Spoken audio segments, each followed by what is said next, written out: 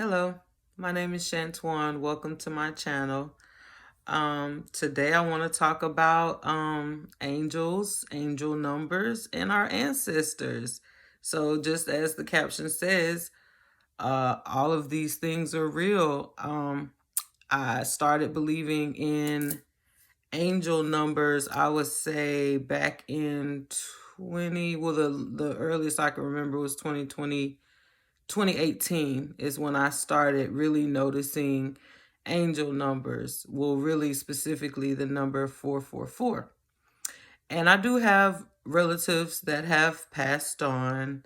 My mom, my dad, my grandfather, and is one other person. Oh, I have two male friends that I was somewhat close to, but angel numbers for me were never as personal as they have been in 2023 because I just recently lost like the love of my life, somebody that was so close to me. It was a family member, but when I lost my parents at a young age, she was that security blanket for me. And we've been together. We've never been separated, as a baby. My mom, her oldest sister lived with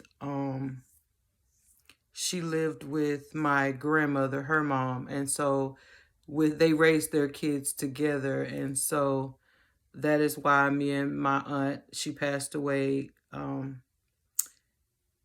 February 1st, 2023. She was 47 years old. Her name was Adrienne McAfee. You could look her up. But we shared a very deep connection. I'm not going to get emotional because I've been preparing to make this video for a while. So we shared a very deep connection. We looked alike. We dressed alike.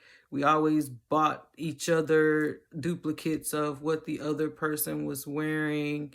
If I bought me something, I would buy her one that was matching, stuff like that. Like, we were sisters. We shared everything. We did not have secrets, okay? We were only 3 years apart. That was my baby. She called me her boo. So we were super duper close. And so we shared the love of tarot, like she started watching these readings, and so I started watching them, and then we would compare notes like, girl, I can't believe how spot on this is.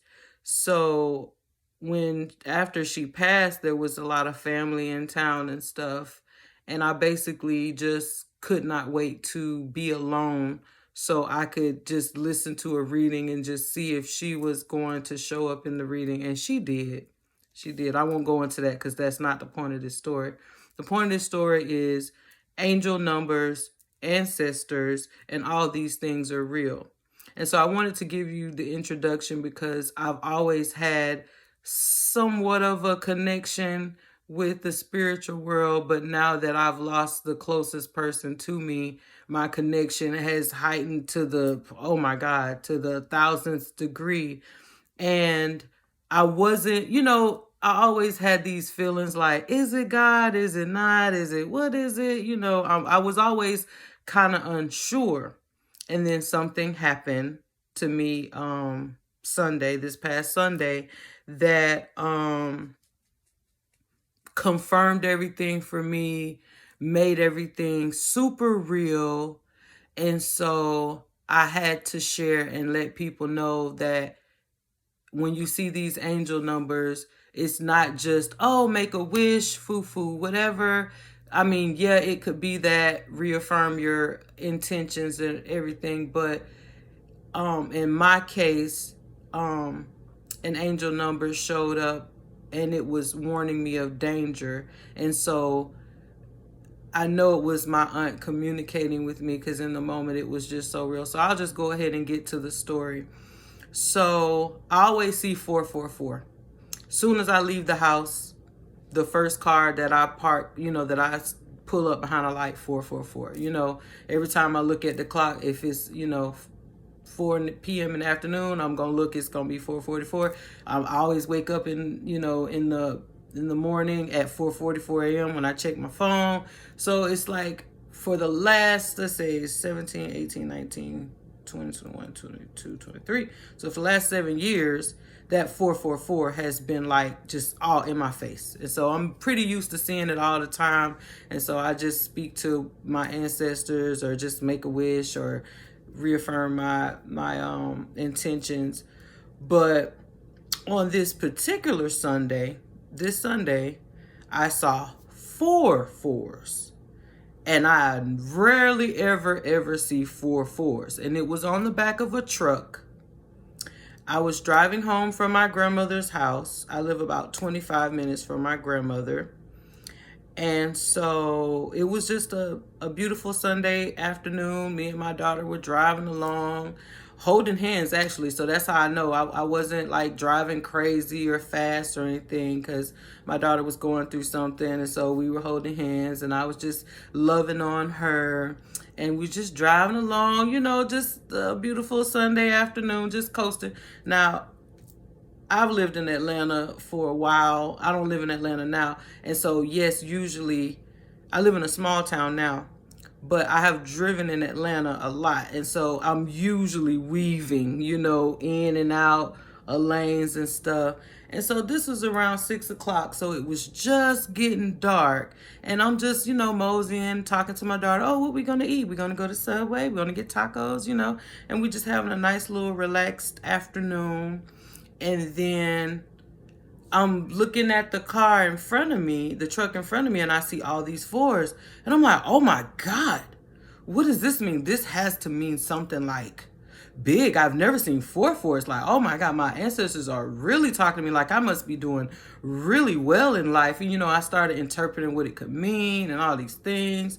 I couldn't wait to get home so I could Google it and see what it means. And then right at that moment when I was, you know, just talking to my daughter about it, I noticed in my rearview mirror, I noticed the car behind me. I don't know what made me notice it. It wasn't super close. It was probably about 50 to 100 yards away. It wasn't real close, but I noticed like maybe it just got dark, so maybe the car had just turned on its lights, but I kind of felt like it did something extra. I don't know what it was, but in a moment, my attention got drawn away from the license plate in front of me to the car behind me. And so I just started watching it.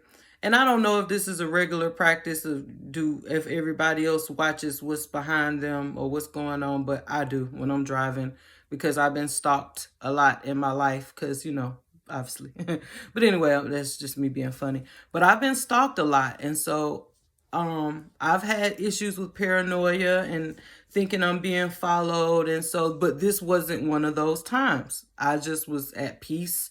I was feeling good mentally and spiritually.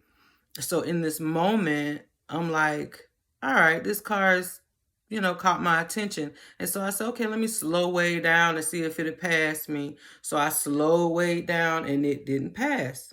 So it just kept matching, you know, it wouldn't let the distance between us kind of close, you know. And so I noticed it was matching my speed. And so I'm like, okay, all right, I need some gas. So this next gas station, I'm going to turn in.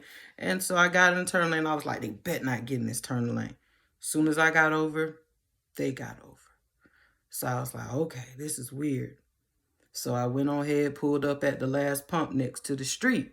And they pulled in too, but not behind me. They pulled in between the major pumps, but there was a car between us, so I couldn't see them. And so in my mind, I'm like, okay, they better get gas. All right, at this point, they better get gas. So I pulled up. There was a white SUV between us, and there was a pump and then a white SUV, and then their car on the other side. So there was me, the gas pump, white SUV, and then this burgundy SUV that was following me. And so when I pulled up to the pump, they parked directly on the other side of this white SUV where I couldn't see them at all. And so I was like, okay, all right. So I eased my car up a little bit, you know, just so I could see them. Nobody got out of the car. The driver, what I believe to be a man, I think the windows were tinted. The driver, he had his head down.